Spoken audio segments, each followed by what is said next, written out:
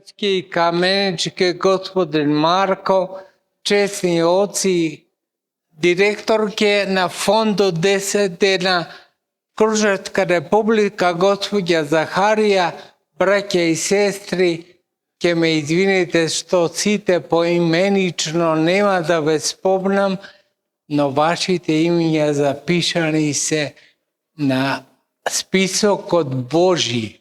I to je mnogo považno, zato što nemožno sme si te imenja da ги запишуваме. И има една молитва во литургијата на Свети Василий Велики, која вели дека спомни Господи оние кои заради наша заборавеност или многу имења не можеме да се сетиме. Ова литија, која нарекуваме на словенски, доаѓа од грчкиот збор литанија, што значи продолжена молитва. Ке речи човек, па вие христијаните, колку се молите, уште треба и продолжена молитва да имате. Ние се молиме како што не учи и Светото писмо непрестанно. А то значи имаме добра желба да ја оствариме нашата заедница со другиот во сите времења. И тоа значи молитва. Молитва не е само да читаме Оче наш, молитва и ова што одиме по улиците на Крушево или по други улици, и умот ни е во Бога. И само така можеме да бидеме успешни во литијата. Секогаш да се трудиме тоа да не биде главната замисла, дека ние живееме и постоиме за другиот, како што и другиот постои и живее за нас. А ако таа лекција научиме, сме научиле многу, ама таја лекција само од црквата можеме да ја научиме. По политиката тешко ќе научиме. Оти политиката вели мрази го другиот, а црквата вели љуби го другиот. Тоа е разлика голема, ама таја ја учиме преку вакви собирања, собори, каде што сваќаме дека едни без другите не можеме. И затоа поминуваме под балконите на оние кои можеби не можат да дојдат денеска да бидат со нас.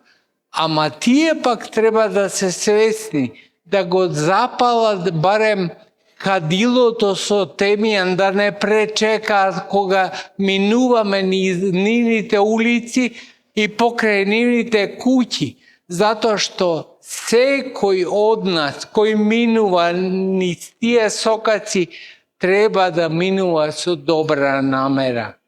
А ако имаме добра намера и минуваме низ тие куќи, тогаш благословот Господов ни доаѓа. А има ли поголемо од тоа да го доживееме Господовиот благослов? Тоа е бесплатната енергија, која не се плаќа нити како оној газ кој доаѓа од Русија, нити како она нафта која доаѓа исто изворна енергија, ама доаѓа од арапските земји. Не, ова енергија не се плаќа, ама се плаќа со нашето настроение. Ако самите сакаме да припаѓаме на една света заедница, заедница која Господ ни ја отвора, затоа се добри литаниите или продолжените молитви, за да ни ги отворат и очите, и ушите, и сите перспективи кои ги имаме. Денеска некој ми вели: Владико, како доаѓаш во Крушево кога ти е пукнат пршленот на реброто, а јас во корсет сум? Може би малку луѓе знаат дека едва и стојам, ама доаѓам затоа што Ovdje ja sakam da го primam blagoslovot od sите vas i го primam. I to je ono što je pravi zajednicата među mene i vas. Не прави воштина да бидеме едно. Тоа што го сака Господ од сите нас, да бидеме едно, затоа што тој е еден Господ. Иако е во триличност, иако е Отец и Син и Свети Дух, тој е еден Господ. И како таков го исповедаме, ама и како таков треба да го живееме. Ако сме во единство, ќе можеме да правиме големи и добри дела, а тоа ќе можеме само во црквата. Другите ретко ќе не научат, да не кажам и нема да не научат. Другите институции на тоа дека е потребна сплотеност и живот во заедница. Ама црквата само на тоа ќе инсистира, затоа што тоа е смислата на црквата. И затоа ви благодарам на сите што дојдевте во толку голем број на оваа света Литија.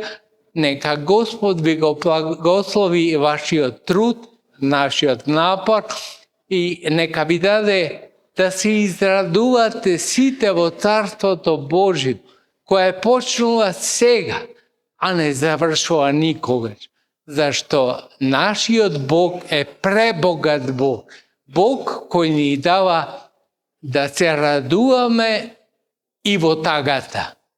Ние, православните христијани, немаме тага, зашто ја викаме и тагата радосна тага, односно тага со надеж.